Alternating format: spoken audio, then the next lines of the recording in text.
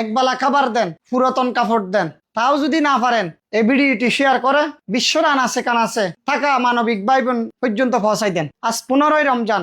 আমি কথা বলতেছি মাওলানা গোলাম রহমান রব্বানী, প্রতিষ্ঠাতা পরিচালক বেওয়ারিশ মানব সেবা বৃদ্ধাশ্রম।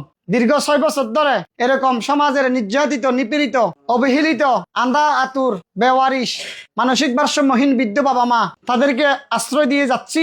এই পবিত্র মাহে রমজানে আপনারা আপনাদের জাকাত, ফিতরা, সদকা দিয়ে আমার এই নিঃস্ব বাবা মায়েদের জন্য সহযোগিতার হাত বাড়াই দেন। একবেলা সেহরির দায়িত্ব নেন। অনেকে ইফতারের দায়িত্ব নিতে চায়, অনেক সংগঠন আছে ইফতারের দায়িত্ব নিতে চায়।